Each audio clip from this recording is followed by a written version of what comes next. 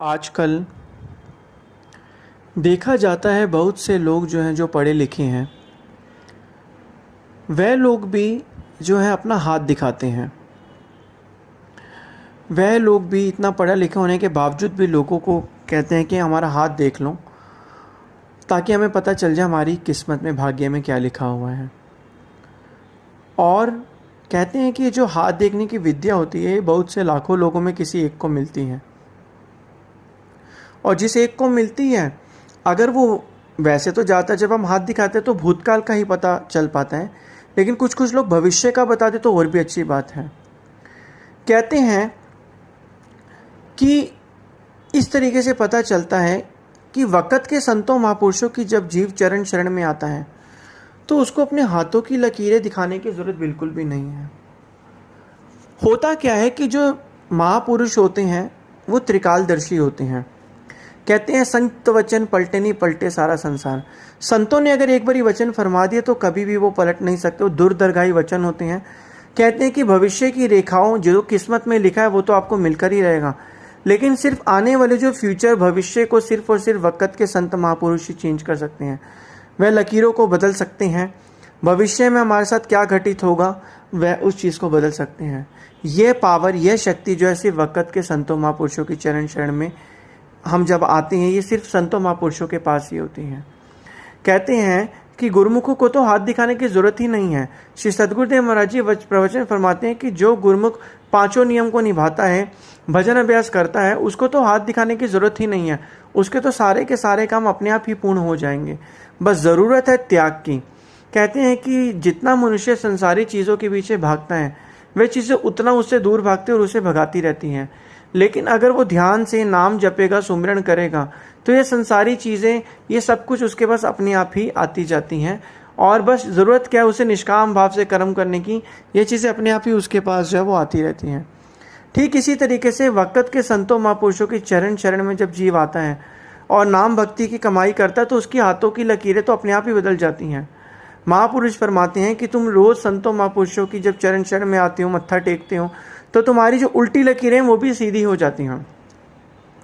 तो जितना हो सके गुरुमुखों को तो हाथ दिखाने की ज़रूरत नहीं है, और नाम जाप जपें, उनके सारे काम अपने आप ही पूर्ण हो जाएंगे। बस ज़रूरत है हमें एक पक्के और एक अटूट विश्वास की।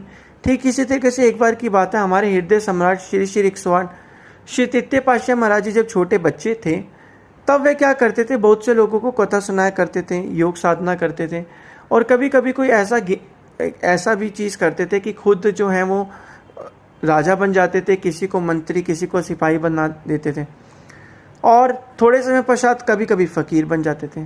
तो ऐसे ही में तृतीय पातशाह महाराज जी के पिताजी ने जब ये देखा तो उन्होंने कहा कि कभी तो तुम राजा बन जाते हो, कभी तुम फ़कीर बन जाते हो, तो तुम को तो ऐसे जब कहा तो श्री गुरु महाराज जी ने प्रवचन उस टाइम फरमाया कि हम तो शाही फ़कीर बनेंगे। आज हम देख सकते हैं उनके जो प्रवचन थे वो सिद्ध हुए।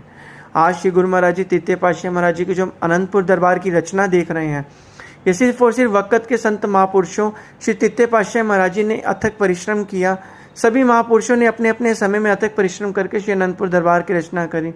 श्री तृतीय पातशाह महाराज जी ने अपनी रक्त की एक एक बूंद को श्री अनंतपुर दरबार को सींचने में लगाया। तो आज ये जो हम रचना देख रहे हैं दूरदर्गाही रचना है, ये कोई मामूली रचना नहीं है। ये दूरदरगाह से एक नक्शा बन के बैकुंठ से उतर के आया है। श्री सद्गुरुदेव महाराज जी ही जीव की पलटी हुई जो किस्मत है, बिगड़ी हुई किस्मत है, उसको ठीक कर सकते हैं। बस ज़रूरत है जीव को जो एक अटूट विश्वास रखना होगा। जितना ज़्यादा वो सद्गुरुदेव महाराज जी का नाम अभ्यास सुमिरन करेगा उतना उसके मन के ख्याल शुद्ध रहेंगे, और उनके आगे और मौज में चलकर उसके बिगड़े हुए काम भी सारे के सारे संवर जाएंगे और बन जाएंगे। तो इसी तरीके से एक बारी श्री कृष्णचंद्र जी महाराज जी ने भी अर्जुन को कहा कि अर्जुन, तुम्हारा नाता और हमारा नाता इस जन्म का नहीं, जन्म जन्मों का नाता है। और ये इस हर समय में तुमने जो है शरण ग्रहण करी प्रभु की, और नाम लिया और नाम का ध्यान किया और भजन अभ्यास किया। हर जन्म में जो थे तुमने शरण ग्रहण करी। तो हमारा नाता इस जन्म में नहीं, जन्मों जन्मों का है। न जाने पिछले कितने सालों के जन्मों में हमने कितने शरीर, कितने रूपी बदले होंगे। हम अपनी भी खुद बात करें, आज सन 2024 चल रहा है, आज से 30 साल, 40 साल, 50 साल पहले जो है कितने साल बीत चुके हैं। 1000, 1200, 1500 साल में हम कितनी बारी पैदा हुए होंगे, कितनी बारी हम यहाँ पे आए होंगे। हो सकता है हम श्री अनंतपुर दरबार के जो हैं सेवक ही होंगे पिछले जन्म में, तभी हमें हमारा कोई काम अधूरा रह गया होगा, वो पूरा करने के लिए हमें इस दुनिया में इस बारी जन्म मिला है। तो ठीक इसी तरीके से संतों महापुरुषों की जब चरण चरण में जीव आता है, उनकी आज्ञा और मौज में चलता है, उनके बताए गए नियमों की पालना करता है, तभी जो है उसकी आत्मा का कल्याण हो सकता है। लेकिन आम संसारी जीव जो है इस चीज़ को समझ ही नहीं पाते हैं। वो लगे हैं मन के ख्यालों से और लोगों को अपना हाथ दिखा रहे हैं, ये सब चीज़ें कर रहे हैं। लेकिन महापुरुष फरमाते हैं, जब तुमने श्री सद्गुरुदेव महाराज जी के वचनों को मान लिया, उनकी आज्ञा और मौज में चले और उनके बताए गए नियमों की पालना करें, तब से तुम्हारी जो उल्टी किस्मत है वो पूरी की पूरी बदल चुकी है, बदल जाएगी। तो इसी तरीके से महापुरुष जो हैं अपने वचनों में एक ही चीज़ फरमाते हैं कि जितना हो सके नाम जाप करो, सुमिरन करो, मन के अंदर के ख्याल अपने आप ही शुद्ध हो जाएंगे। क्योंकि जब निरंतर भजन अभ्यास मन करता है और किसी भी चीज़ का त्याग करता है, जितना वो त्याग करेगा उतना उसको एक मन के अंदर शांति मिलेगी, जीवन आनंद से व्यतीत होगा।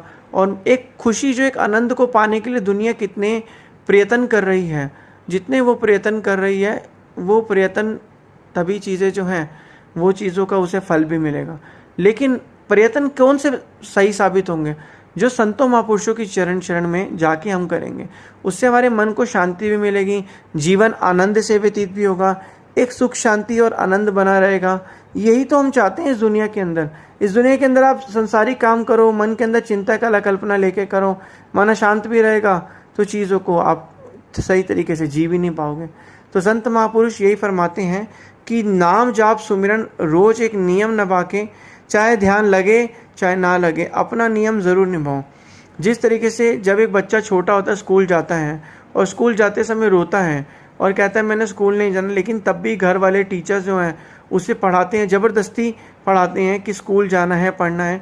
ठीक इसी तरीके से चाहे हमारा मन भजन अभ्यास में लगे या ना लगे, हमें बैठना है, हमें शरीर को दृढ़ करके रखना है।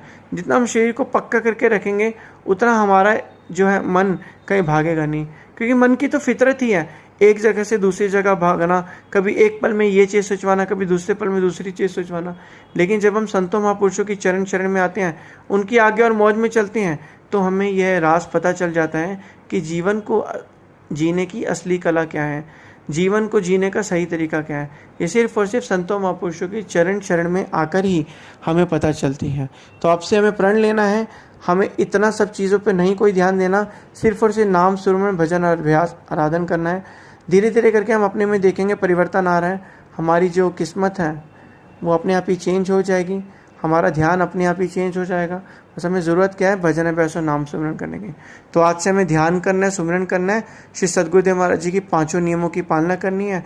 जब ये करेंगे तो हमारी किस्मत की लकीरें अपने आप ही बदल